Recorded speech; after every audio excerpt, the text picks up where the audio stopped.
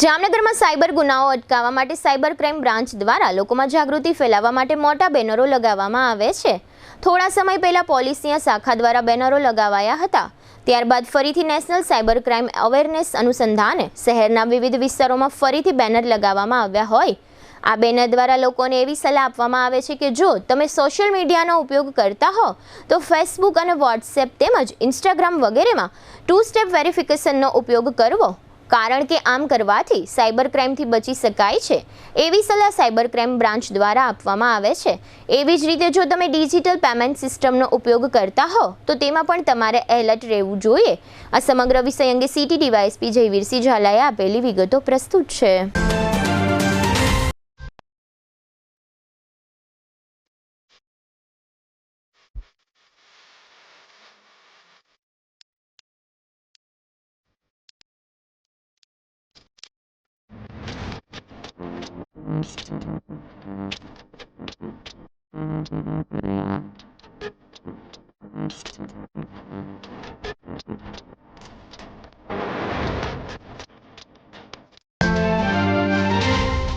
Jamnagar cyber crime police station દ્વારા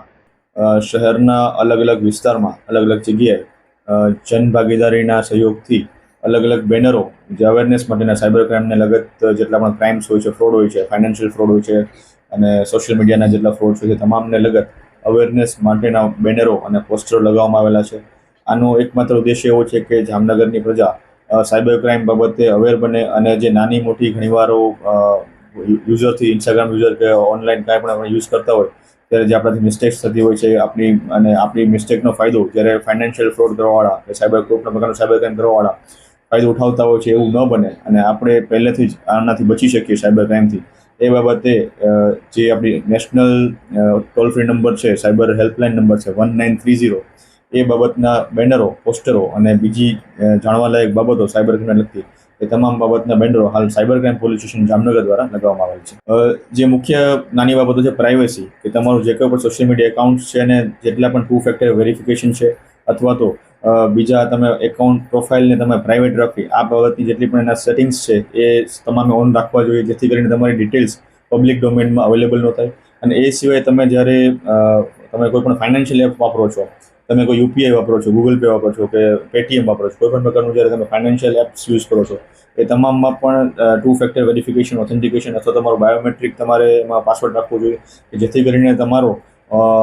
જે એનું એક્સેસ છે, કોઈ તમારો ફોન બીજાના હાથમાં આવે તો પણ એ યુઝ ના કરી શકે। અને જ્યારે તમારે ઓટીપી કોઈ વ્યક્તિનો આવે છે, કોઈ તમને ફોન કરીને કે કોઈ બીજી કોઈ રીતે તમારે ઓટીપી માગે છે, એ ખાસ કોઈને એ ઓટીપી શેર કરવો ન જોઈએ, કારણ કે ઓટીપી એ તમારો ટ્રાન્ઝેક્શન માટેનું એક્સેસ છે। ઓટીપી આપવો મતલબ કે તમે જાતેથી એને એક્સેસ આપો છો તમારા ટ્રાન્ઝેક્શન બાબતનું, તો આ પ્રકારની કામગીરીથી તમારે દૂર રહેવું।